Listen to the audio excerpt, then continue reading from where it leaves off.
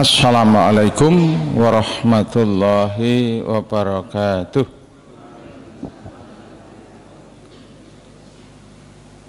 Innal hamdalillah nahmaduhu wa nasta'inuhu wa nastaghfiruh wa na'udzu billahi min syururi anfusina wa min sayyiati a'malina.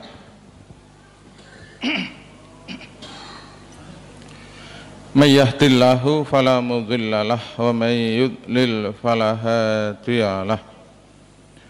Asyhadu an la ilaha illallah wahdahu la syarika lahu wa asyhadu anna Muhammadan abduhu wa rasuluh. Allahumma shalli wa sallim wa barik ala Muhammad wa ala alihi wa ashabihi wa man tabi'ahu bi ihsanin ila yaumil qiyamah. Wa ba'd.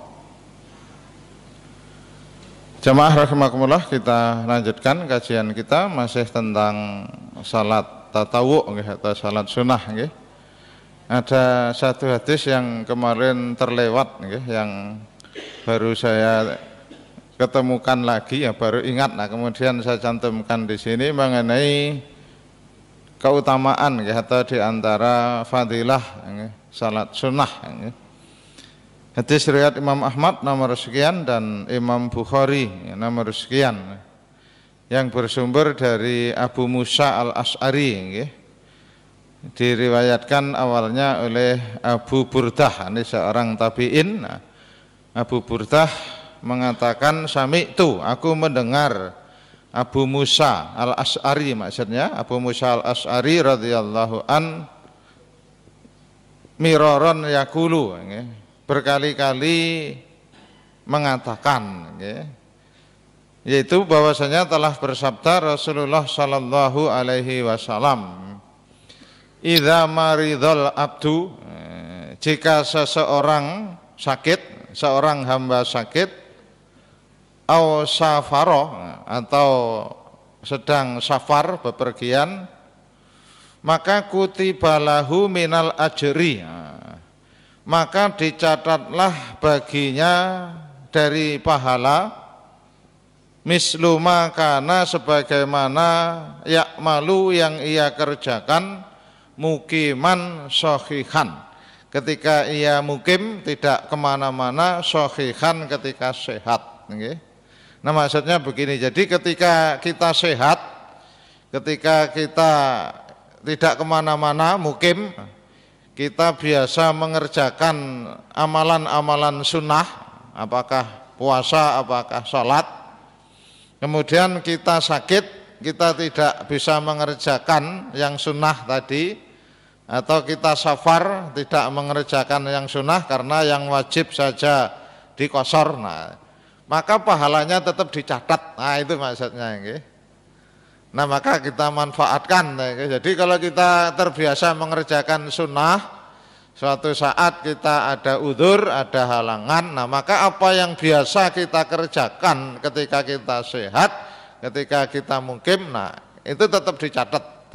Nah, ini diantara fadilahnya, keutamaannya. Maka jangan kita sia-siakan. Nah, ketika kita sehat, nah ketika kita tidak ada kesusahan, nah untuk selalu mengerjakan yang sifatnya sunnah. Nah, karena kalau suatu saat kita ada udzur tidak bisa mengerjakan, nah maka pahalanya tetap dicatat. Nah, kita safar, kalau safar kemarin sudah kita sampaikan, yang wajib aja dikurangi, yang 4 rakaat bisa dikosor menjadi 2 rakaat, yang biasanya kalau sudah dikosor Nabi dan juga para sahabat sudah tidak salat sunnah. Nah, maka ketika kita mukim, kita biasa salat sunnah, nah maka pahalanya tetap dicatat. Nah, itu maka kita manfaatkan ketika kita sehat, ketika kita mukim tidak kemana-mana, nah maka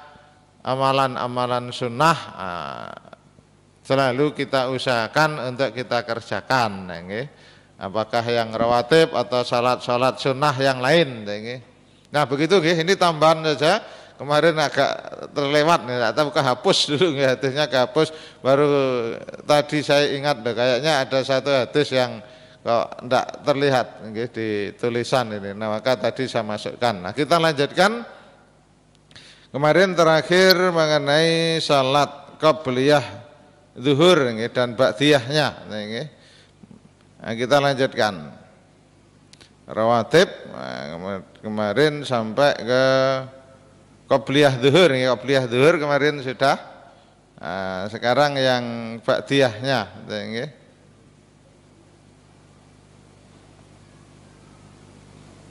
Ba'diyah zuhur. Hadisnya beberapa terulang karena ada satu hadis yang mencakup beberapa amalan.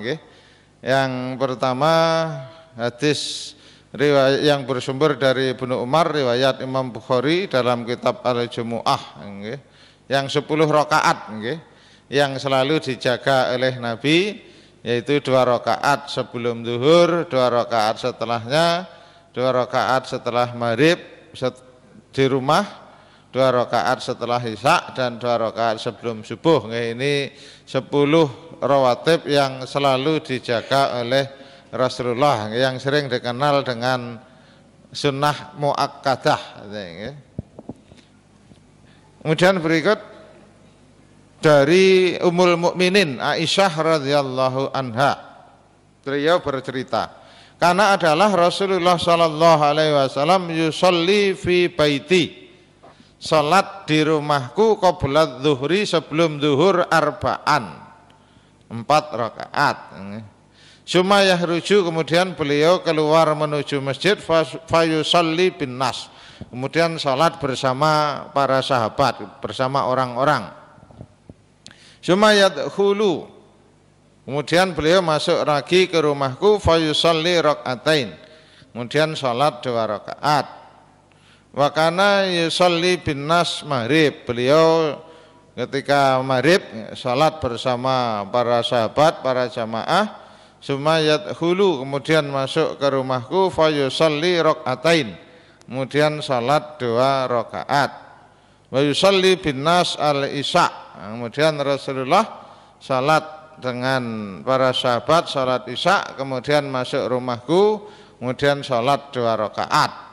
Nah, ini fokusnya kan sebetulnya ba'diyah zuhur, tapi juga menjelaskan ba'diyah maghrib, ba'diyah isya.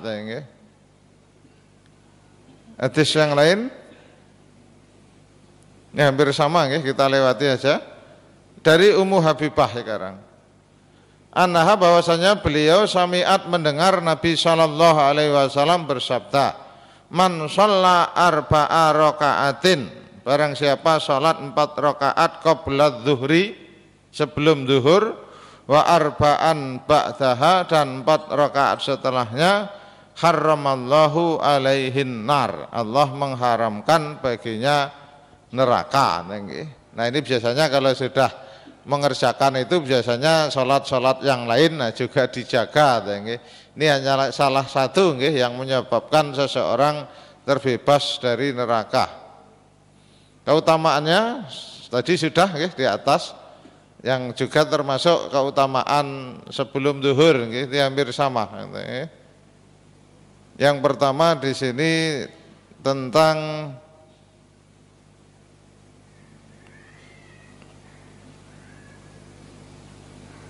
dibangunkan rumah di surga. Nah, kalau di sini bahwasanya Rasulullah sallallahu alaihi wasallam bersabda, isnata asrata rakaatan, ada 12 rakaat.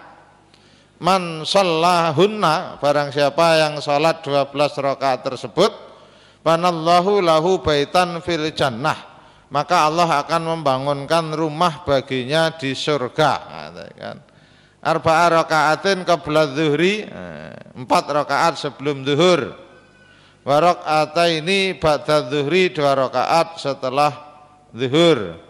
Wa raka'ataini qabla al-asri, 2 rakaat sebelum asar. Wa raka'ataini ba'dal maghrib, 2 rakaat setelah maghrib. Wa raka'ataini qabla sholati subhi, dan 2 rakaat sebelum subuh. Nah, ini monggo ini hadis ini tetapi ada perbedaan nanti yang qoblal asri. Nah, yang qoblal asri ini nanti di riwayat yang lain sama 12 rakaat, cuma dalam riwayat yang lain yang qoblal asri ini ba'dal isya, 2 rakaat ba'dal isya. Nanti tentang salat isya, nanti insya Allah akan ketemu di sana.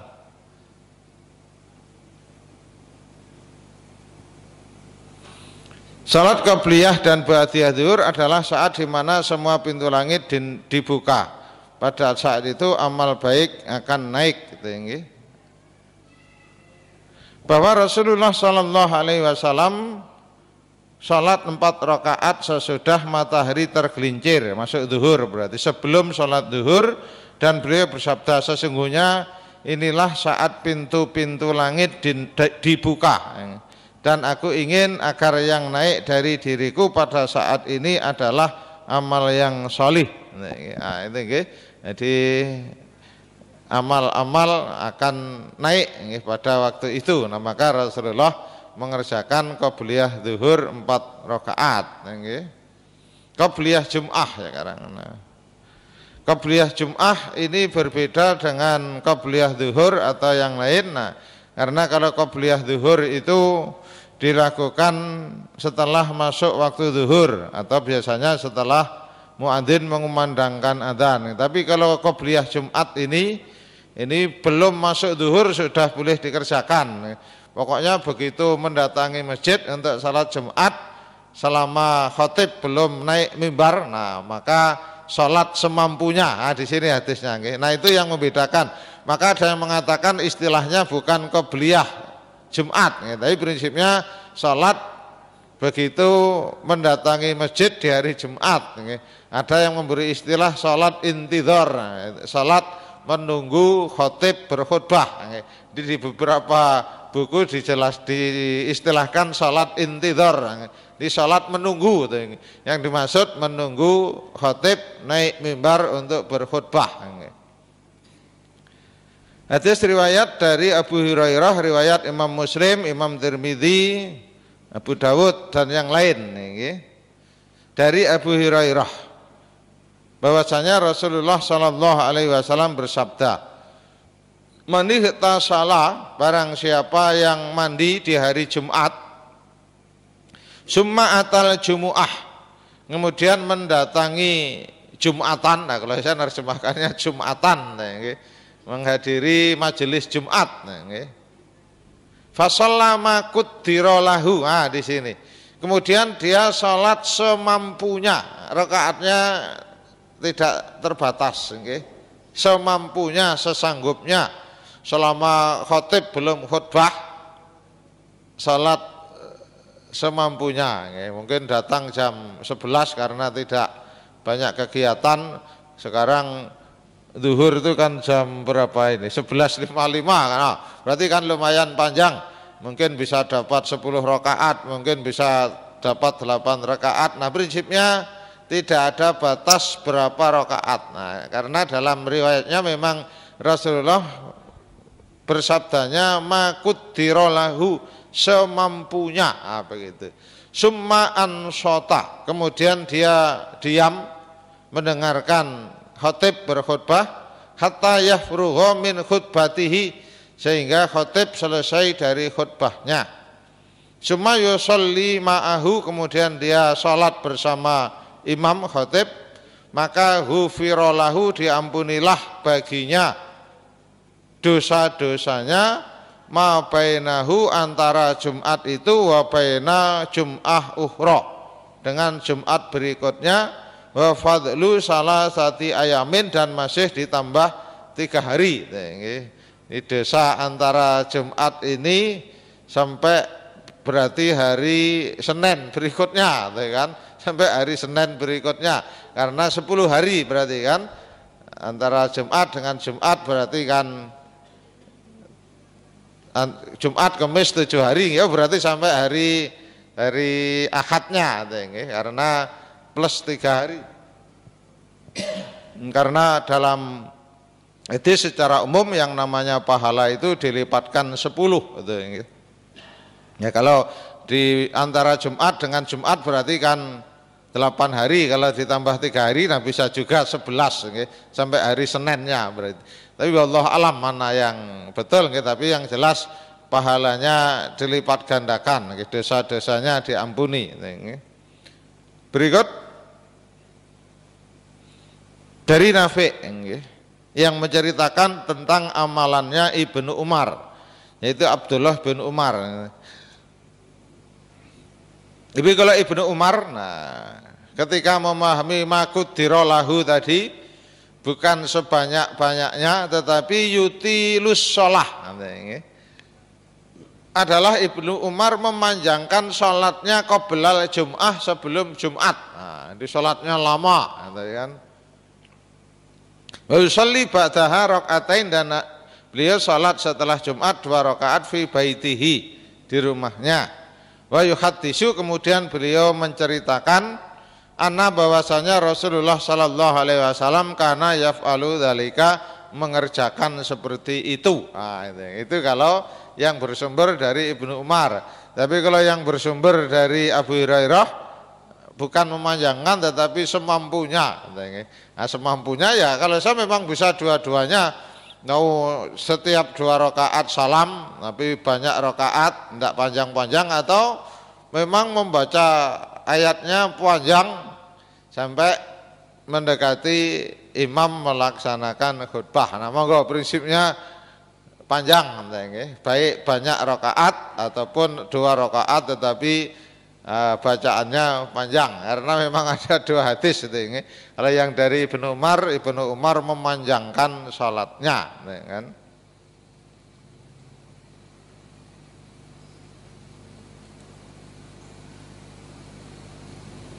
Fadilahnya sudah sama dengan di atas ini tadi, diampuni dosa-dosanya ba'diyah Jumat. Sekarang dari Ibnu Umar radhiyallahu anhuma, kalau Ibnu Umar radhiyallahu anhuma riwayat Imam Bukhari, Imam Muslim dan yang lain, beliau menceritakan, salat itu aku salat ma'a bersama Rasulullah sallallahu alaihi wasallam qabla dzuhri, sebelum zuhur, sajdataini,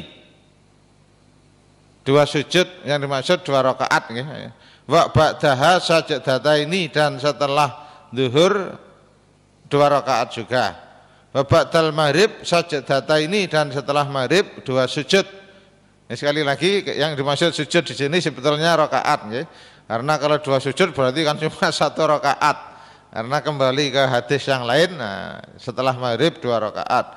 Wa ba'dal isya sajdataini, wa ba'dal jumu'ah, nah, di sini wa ba'dal jumu'ah sajdataini, 2 rakaat juga. Fa ammal maghrib wal isya, adapun setelah maghrib dan isya dan jumu'ah, fa shallaitu, aku salat bersama Nabi sallallahu alaihi wasallam fi baitihi, di rumahnya. Nah, prinsipnya kemarin sudah kita sampaikan, salat sunnah boleh di masjid, boleh di rumah, tapi kalau mau cari yang paling utama di rumah. Tapi kalau di rumah malah tidak bisa mengerjakan, nah, di masjid juga tidak masalah.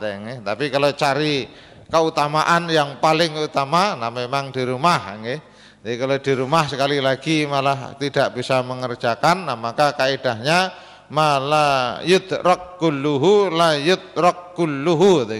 Apa yang tidak bisa dikerjakan secara sempurna, yang paling baik, maka jangan ditinggalkan sama sekali. Malah tidak salat, yang utama kan di rumah, tapi ternyata di rumah tidak bisa salat, nah maka di masjid juga boleh, kan?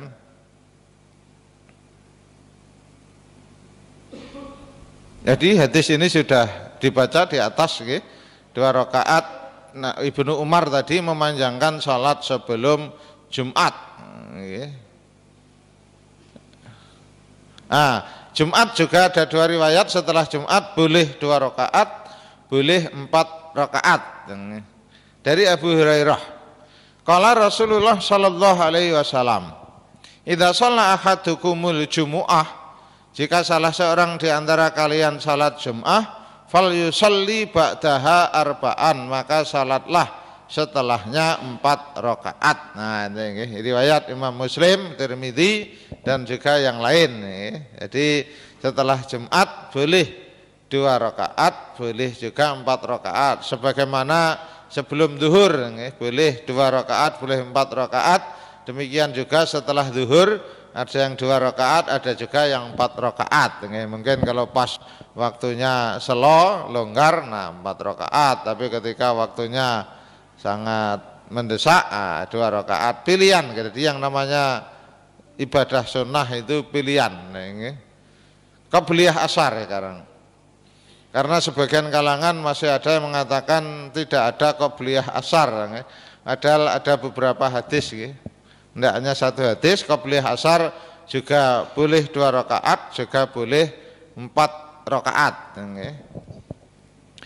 Dari sahabat Ali radhiyallahu an bahwasanya Nabi sallallahu alaihi wasallam yusalli qoblal asri rakaatain. Nabi salat sebelum asar 2 rakaat. Nah, ini riwayat Abu Dawud.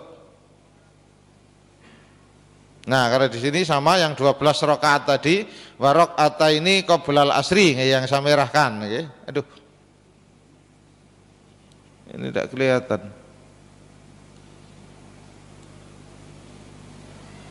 Nah, ini yang saya merahkan rakaataini qoblal asri. Nah, yang ini yang 4 rakaat. Jadi prinsipnya mungkin kalau sambil menunggu jemaah mau 4 rakaat juga silahkan. Dari Ali bin Abi Thalib juga. Riwayat Imam Tirmidzi, Ibnu Majah. Karena adalah Nabi sallallahu alaihi wasallam yusalli qoblal asri, salat sebelum asar 4 rakaatin. 4 rakaat. Yafsilu bainahuna, yang beliau memisah di antaranya bit taslim dengan salam. Di antara 4 rakaat dengan salam, maksudnya setiap 2 rakaat salam.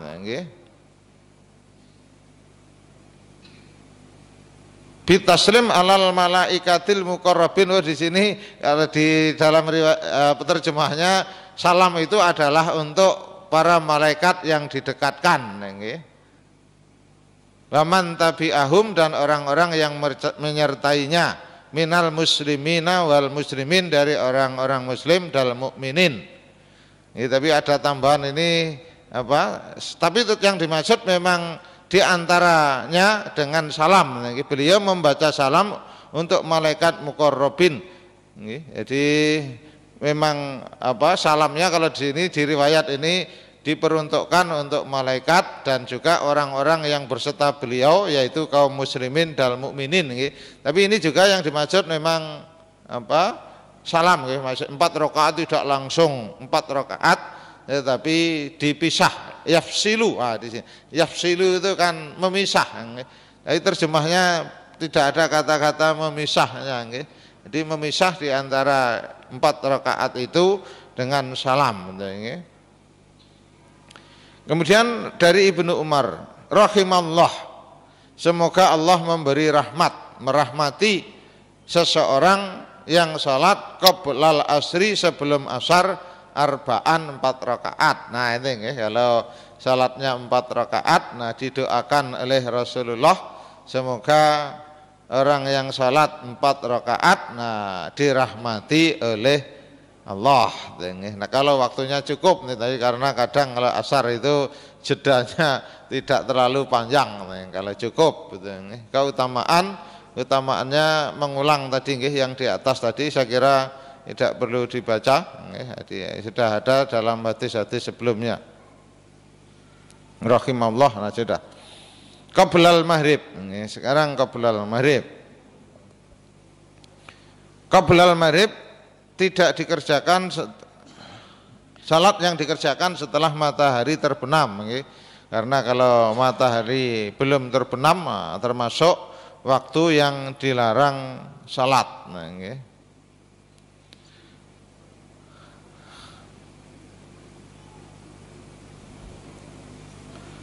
Dari Anas bin Malik, karena Umar adalah sahabat Umar maksudnya, yadribul aidi, menepuk tanganku, ala sholati ba'dal asri, untuk menjelaskan ketika aku mengerjakan sholat setelah asar, ketika menerangkan sholat setelah asar, karena mungkin belum tahu, kemudian diingatkan. Wa kunna nusalli ala ahdi Nabi sallallahu alaihi wasallam rakaataini ba'da ghurubis syamsi. Kami mengerjakan sholat pada masa Nabi sallallahu alaihi wasallam 2 rakaat ba'da ghurubis syamsi, setelah terbenamnya matahari, bukan setelah asarnya, tapi setelah asar yang dimaksud adalah sebelum sholat maghrib, setelah tenggelamnya matahari. Fakultu lahu, kemudian aku bertanya kepadanya, akana apakah Rasulullah sallallahu alaihi wasallam sallahuma, mengerjakan sholat sebelum maghrib? Qala kana yarona yusallihima, adalah beliau melihat kami mengerjakan 2 sholat tersebut. Falam ya'murna walam yanhana, namun Nabi tidak memerintahkan juga tidak melarang. Jadi Rasulullah tidak memerintahkan juga tidak melarang. Hadis riwayat Bukhari, Muslim dan yang lain. Ya mungkin beliaunya belum mendengar hadis berikut. Kalau Ibnu Umar tadi mengatakan Nabi tidak memerintahkanku juga tidak melarang. Padahal ada hadis yang Rasulullah memerintahkan dari Abdullah bin Muzani, bahwasanya Rasulullah sallallahu alaihi wasallam qala bersabda, "Shallu qoblal maghrib rakaatain." Salatlah sebelum maghrib 2 rakaat. Summa qala. Kemudian beliau mengulangi sabdanya, "Shallu qoblal maghrib rakaatain." Salatlah sebelum maghrib 2 rakaat.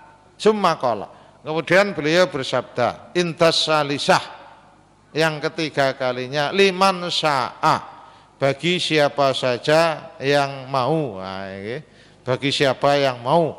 Kalau tidak ingin ya tidak apa-apa, masuk masjid, nah salatnya qobliyah tahiyat masjid, atau sekaligus salat sunnah setelah wudu.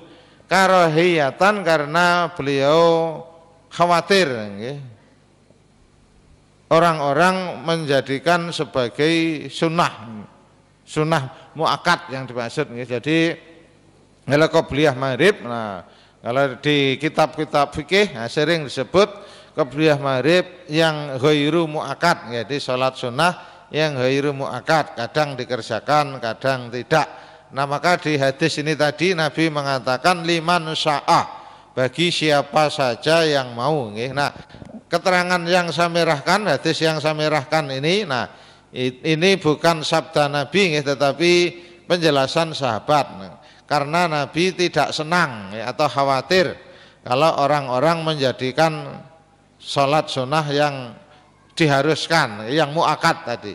Nah, prinsipnya tadi maka Nabi mengatakan liman sya'a, bagi siapa yang mau. Tapi kalau muakkad, nah muakkad itu perintahnya lebih keras, sebaiknya dikerjakan selama tidak ada uzur. Tapi yang qobliyah maghrib ya siapa saja yang mau, begitu. Jadi prinsipnya boleh atau ada salat sebelum maghrib, karena ada beberapa kalangan memang yang mengatakan tidak ada salat qobliyah maghrib. Saya juga pernah, ya karena baru pertama kali ke masjid itu, setelah azan maghrib selesai saya salat, oh ternyata tidak ada satupun yang salat. Komatnya menunggu setelah saya selesai, oh ternyata saya baru tahu di masjid itu tidak dilaksanakan salat qobliyah maghrib karena katanya tidak ada dasarnya. Padahal ada dasarnya ini. Riwayat Bukhari ini, riwayat Imam Bukhari dalam kitab Al-Jumu'ah nomor sekian, Abu Dawud nomor sekian. Sahih. Nah cuma karena ada kata-kata karohiyatan tadi, mereka memahami karohiyatan itu makruh, padahal maksudnya bukan makruh. Tidak mungkin Nabi mengajarkan sesuatu yang makruh. Jadi sholat itu kalau tidak sunnah ya wajib. Jadi tidak ada sholat kok makruh, sholat kok makruh. Yang makruh itu yang sifatnya yang muamalah. Ini kalau yang namanya ibadah mahdhoh, sholat atau puasa, itu kalau tidak sunnah ya wajib. Tidak ada namanya sholat kok makruh. Kalau pada makruh tidak dikerjakan. Nah itu sholat kok makruh. Tidak ada istilah sholat itu kok makruh. Hukumnya makruh itu tidak ada. Ya mungkin yang ada bukan sholatnya, mungkin tata caranya yang tidak sesuai dengan tuntunan Nabi. Nah itu yang makruh bukan sholatnya, tetapi tata caranya yang tidak sesuai dengan tuntunan Nabi. Ba'diyah maghrib sekarang. Ba'diyah maghrib di hadis di atas juga sudah di beberapa kali diulang. Nah ini tadi sudah ada di atas ba'diyah maghrib. Ini hanya menguatkan saja karena babnya yang beda. Ada yang 10 rakaat, ada yang 12 rakaat tadi yang dijaga. Nah, itu juga di sana ada setelah maghrib ini kan. Ba'diyah maghrib. Fadilahnya sama tadi di atas juga sudah dijelaskan. Kalau dirangkai dengan salat yang lain yang 12 rakaat tadi, nah maka akan dibangunkan rumah di surga gitu kan. Ba'diyah Isya, nah, ini juga sudah hadisnya sudah diulang-ulang tadi, masuk yang 10 dan 12 rakaat. Tadi di atas juga sudah ada. Nah, yang lain ada hadis yang tambahan dari sahabat Ali. Adalah Rasulullah Sallallahu Alaihi Wasallam, beliau mengerjakan sholat di akhir setiap sholat maktubah 2 rakaat, kecuali setelah sholat fajar dan setelah asar, setelah subuh asar. Nah itu yang memang tidak ada sholat karena termasuk waktu yang dilarang sholat. Jadi setelah subuh, setelah asar. Nah, di sini dijelaskan secara khusus, meskipun di dalam riwayat yang lain juga dijelaskan, karena setelah asar, setelah subuh, nah, termasuk waktu yang dilarang sholat, kecuali mengganti sholat yang lupa tidak dikerjakan. Sekalian saya jelaskan waktu sholat itu. Kita lanjut dulu, nanti saya jelaskan ada tambahan. Dari ini kok.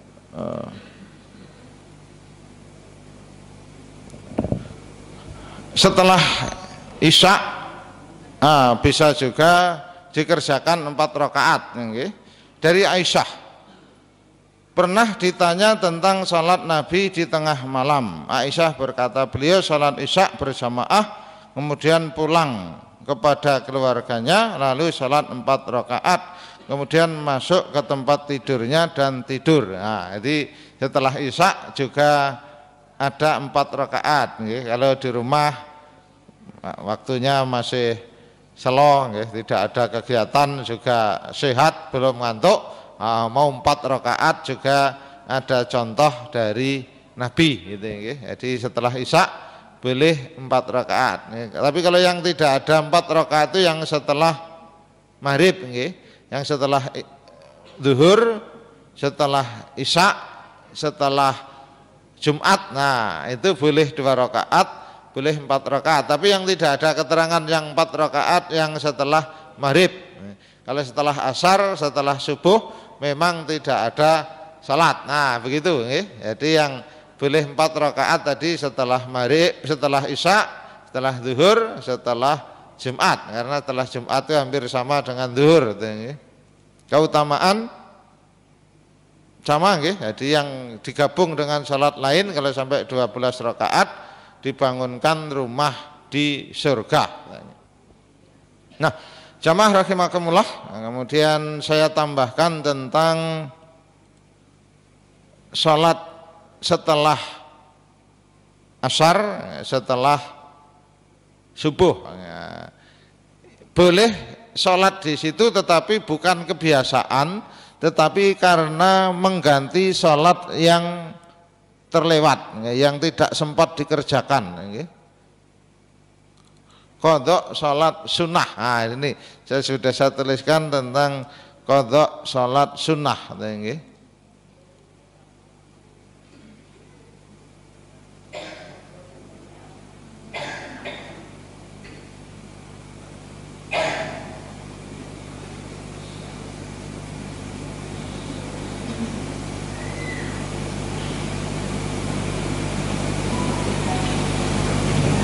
Nah ini dari Ummu Salamah radhiyallahu anha, Nabi SAW pernah sholat 2 rakaat setelah asar.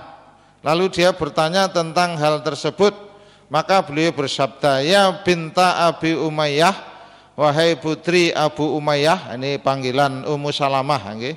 Sa'alti anir rakaataini ba'dal asri, engkau bertanya mengenai 2 rakaat setelah asar. Wa innahu atani nasun min Abdil Qais, tadi telah datang kepadaku beberapa orang dari Bani Abdil Qais, fasagholuni, yang mereka menyibukkanku dari 2 rakaat setelah zuhur. Nah, ini, jadi Rasulullah tidak sempat sholat 2 rakaat setelah zuhur, fahuma hatani, nah maka itulah 2 sholatku setelah zuhur yang dikerjakan setelah asar. Tapi sekali lagi itu bukan kebiasaan, tetapi untuk mengganti sholat yang mungkin karena sibuk tadi atau mungkin lupa, begitu setelah zuhur batal, ngantuk, tidur, tidak sempat sholat, padahal itu biasa dikerjakan. Nah kalau sholat itu biasa dikerjakan, nah boleh diganti di waktu yang lain. Nah contohnya ini hadis riwayat Bukhari Muslim, hadisnya sangat kuat, sahih, hadisnya sahih. Jadi kalau sudah terbiasa dikerjakan, nah diganti di waktu yang lain, bahkan termasuk waktu yang dilarang, nah itu boleh, kan? Ceritanya waktu itu kan hadisnya panjangnya kan begini, wahai Rasulullah, aku mendengar engkau melarang kami sholat setelah asar, tapi engkau kok malah sholat setelah asar. Nah ceritanya aslinya begitu panjangnya, tapi ini saya singkat saja di sini. Nah kemudian dijawab ini oleh Nabi, engkau tadi bertanya mengenai sholat 2 rakaat setelah asar. Nah jawabannya itu tadi. Riwayat yang lain hampir sama, cuma bedanya kalau di sini yang diganti bukan ba'diyah zuhur tetapi qobliyah asarnya. Sumbernya sama dari Ummu Salamah. Qalat, Ummu Salamah bercerita, sughila, disibukkanlah Rasulullah sallallahu alaihi wasallam 2 rakaat sebelum asar. Fasallahuma, kemudian Nabi sholat keduanya ba'dal asri, setelah sholat asar. Tapi sekali lagi ini bukan kebiasaan. Kalau membiasakan sholat setelah asar tidak boleh. Yang dibolehkan adalah sholat-sholat karena memang ada udzur tadi, nah baru boleh dikerjakan setelah asar. Demikian juga setelah subuh. Pada asalnya tidak ada sholat setelah subuh, tetapi ketika ada halangan qobliyah subuhnya, kelupaan atau mungkin masuk masjid sudah komat, nah maka itu juga boleh diganti. Dari Qais, kakeknya Sa'ad, kala Ro'ani telah melihatku Rasulullah sallallahu alaihi wasallam ketika aku sedang sholat 2 rakaat setelah subuh, sholat sunnah fajar setelah sholat subuh.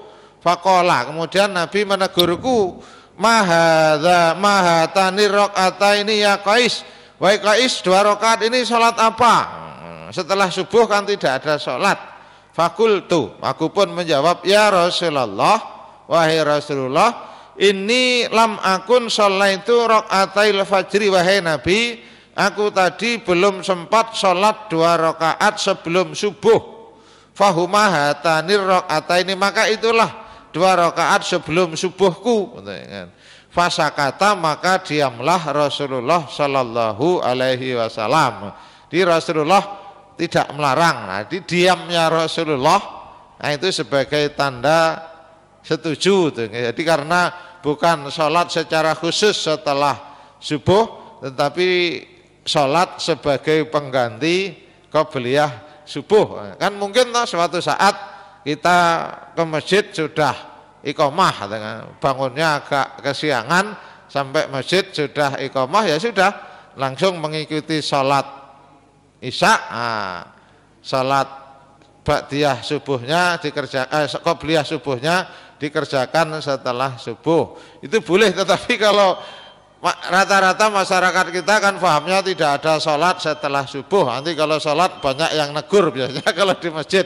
Kalau saya biasanya kalau sholat seperti itu di rumah, karena kalau di masjid mesti ada yang tanya. Kalau begitu kali sholatnya di rumah, karena tidak semua orang kan tahu kan. Hadis seperti ini kan tidak semua orang tahu kan. Nah, kecuali kita semua sudah belajar, ada yang sholat qobliyah setelah subuh. Oh tadi mungkin sholat qobliyah subuh yang tidak sempat dikerjakan. Nah itu boleh bagi yang sudah paham. Tapi sekali lagi biasanya yang belum paham mesti menanyakan.